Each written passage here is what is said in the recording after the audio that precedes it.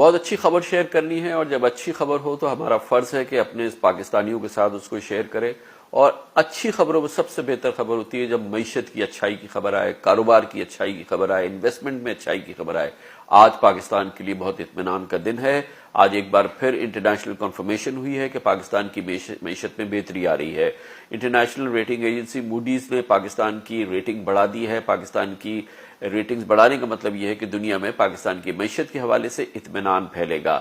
اس کے ساتھ ہی اس سے پہلے پاکستان کی معیشت میں بہتری کے حوالے سے IMF پاکستان کو اس کی تصدیق کر چکا ہے کہ پاکستان کی معیشت میں بہت بہتری آ رہی ہے.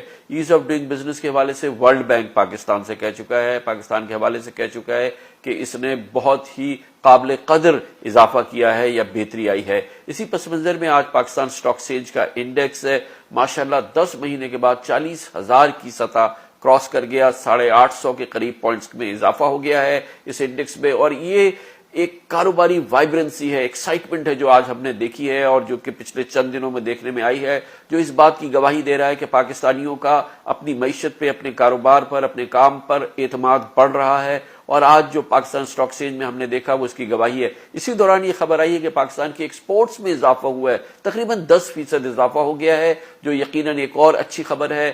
روپے ڈالر کے مقابلے میں روپے کی قدر مزید بہتر ہوتی نظر آ رہی ہے اور روپیہ اپنی جگہ پہ ٹھہر گیا ہے. یہ تمام وہ معاملات ہیں جس پہ ہم سب کو اطمینان ہونا چاہیے، ہمیں خوشی ہونی چاہیے کہ پاکستان ہر لحاظ سے بہتر ہو رہا ہے. بہتری کی خبروں کو بھی شیئر کرنا چاہیے، اس پہ اپنی خوشی کا بھی اظہار کرنا چاہیے، اطمینان کا بھی اظہار کرنا چاہیے. اور آنے والے دنوں میں ہم سمجھتے ہیں کہ اس کے ساتھ ہی construction industry, real estate industry یہ کام کرے گی تو پاکستان کی معیشت کی جو ترقی ہوگی اس کو مزید تیزی آئے گی اور اس میں پہیے لگ جائیں گے. اس لیے آپ توقع رکھیں، اعتماد رکھیں پاکستان پر اور پاکستان کی ترقی پہ. انشاءاللہ تعالی پاکستان ترقی کی جانب آگے بڑھ رہا ہے.